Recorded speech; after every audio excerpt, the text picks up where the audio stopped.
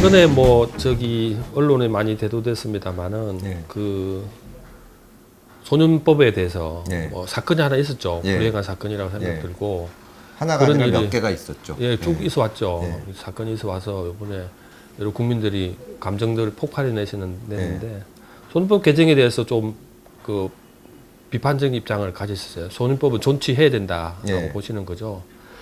김명수 대법원장도 그런 취지의 말씀을 하신 걸로 알고 있어요. 예. 기본적인 취지를 이번 기회에 좀 설명해 주시죠.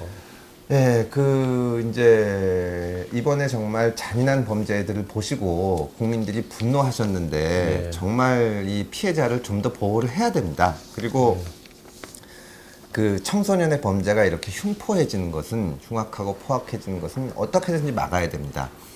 근데 이제 이 말씀을 제가 드리고 싶은 게 2000년대 중반쯤에 지금도 이제 피해자 이름이나 얘기하면은 말씀드리면은 기억이 나실 텐데 한 3번, 4번에 걸쳐서 1년, 2년 사이를 두고 아동 성폭행범들이 엄청 많이 네네네. 있었습니다. 뭐 강호순이니 뭐니 네. 몇 사람 해가지고 문제가 됐었는데 그때 형량을 아동 성폭력범에 대한 형량을 3차례인가 거쳐가지고 엄청 높여놨습니다. 지금은 살인보다 거의 형이 높아요. 네. 아동 성폭력범이 얼마나 줄었는지 아십니까? 얼마나 좋습니까? 모르시죠? 네. 저도 모릅니다. 오히려 늘어난 추세인가요? 아니에요. 이게 법만 바꿨지 네. 이걸 법을 바꿔서 얼마나 줄었는지 조사도 안 하고 있는 겁니다. 지금 소년범을 보고 이렇게 사람들이 정당하게 당연히 분노하는 거죠. 네. 이걸 혼도 내주고 피해자가 이런 피해를 받지 않도록 어떻게 해달라. 그런데 갑자기 소년법을 딱 고치면 소년법 개정 얘기가 나오면 소년법을 고치면 되는 모양이구나. 예. 그동안 소년법이 문제라서 이런 일이 벌어지는구나 하고 생각을 하게 됩니다. 그리고 국회에서 소년법을 통과하면 잘했다 하고 잊어버리는 거죠. 그러니까 이제 문제는 소년법 때문에 과연 그동안 문제가 있었느냐. 그건데 소년법에서 지금 개정하자는 것이 두 가지입니다. 하나는 지금 우리 법으로는 14살이 넘어야 이제 처벌할 수가 있고 12살, 13살짜리는 소년원밖에 못 보냅니다. 2년까지, 네. 최장 2년까지. 네. 근데 그거를 12살을 이렇게 낮춰가지고 12살, 13살짜리도 교도소에 보낼 수 있게 하자. 그리고 또 지금 소년의 경우에는 잔인한 강력범죄를 저질러도 18세보다 어리면은 20년까지만 징역을 살릴 수가 있는데 사형 무기징역이나 이런 것도 처할 수 있게 하자. 근데 사형제는 우리가 반대하는 거예요. 사형자가 반대할 뿐만이 아니라 네.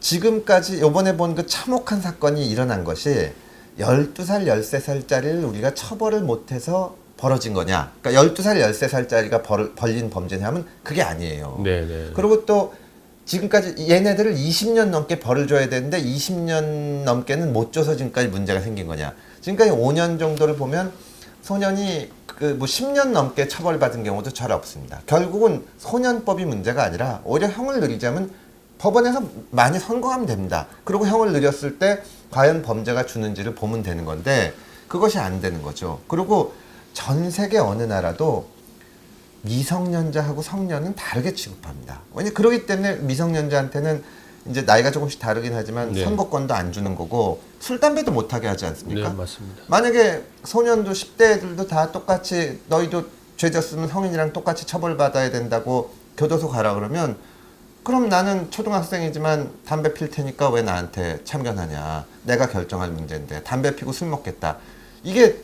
그걸 우리가 사회에서 초등학생, 중학생, 고등학생한테 술, 담배를 못하게 하는 것은 아직 합리적인 판단을 못하기 때문에 사회가 강제로 뭘 못하게 해서라도 보호해줘야 된다 이거거든요. 언님 생각은 예. 이제 접근 방식을 바꿔보자. 바꿔야 된다는 바꾸고 거죠. 예. 그다음에 진정 그렇게 됐다면 좀 뭔가 통계 수치도 가지고 예. 합리적이고 논리적으로 그렇죠. 이 문제를 풀어나가자는 그리고 이제 말씀이죠. 소년은 제가 그 소년법 개정 폐지 소년 개정- 시기를 거치셨죠? 그럼요 저도 네, 우리 다 소년기 거칩니다. 근데 폭력 소년 아니었습니까? 제가 이제 드리고 싶은 말씀은 네. 제가 소년법 개정에 반대하니까 뭐 네 아들이 맞으면 좋겠냐느니 뭐 온갖 그런 감정적인 얘기가 나오는데 아니 저도 학교 다닐 때 엄청나게 무작스럽게 맞은 적도 있고 네. 정말 저는 때릴 쪽이었습니다. 이런 사람들을 네. 교정해야 되는데 근데 이제 검사 생활을 하고 변호사 생활을 하면서 정말 수백 명의 소년범을 봤거든요. 제일 문제가 뭐냐면 소년들이 처음에 이제 조그만 죄를 저지릅니다. 그러니까 무슨 자전거를 훔친다든가 오토바이를 훔친다거나 혹은 무슨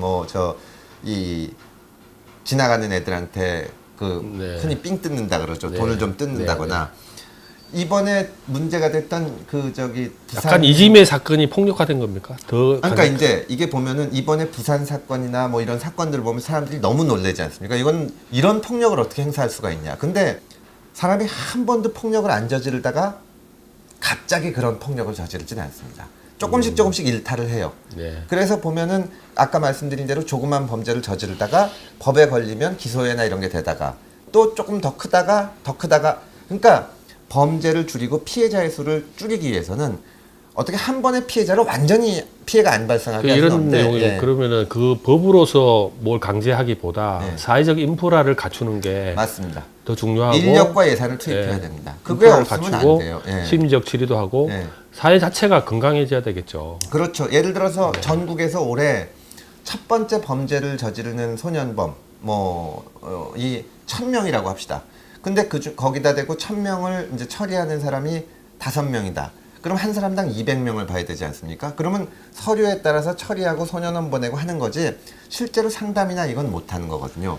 그러면 재범을 저지르게 되는 겁니다. 그러니까 사람과 예산을 투자하고 그다음에 이 피해자들이 저도 옛날에 선배한테 맞은 적이 있지만 그거 부모님한테 말을 못 하잖아요. 창피하니까. 담임한테도 말을 못 합니다. 말을 하면 왕따가 될지도 모르고 그런 거를 할 수 있게 학교에서 그런 상담하고 이런 사람들 수를 늘리고 또 이제 말하자면 교육 프로그램도 만들어서 안심하게 만들고 이런 거를 해야 된다는 겁니다. 저는.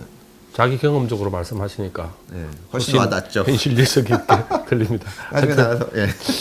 하여튼 뭐 그런데 관심을 네. 어머님이 지속적으로 가져주셔가지고 그 올바른 제도가 정착될 수 있고 사회적 인프라가 만들어져서 그런 수를 줄여 나가는 게 또 선진국으로 가는 길 아니겠습니까? 예, 예. 고맙습니다. 예.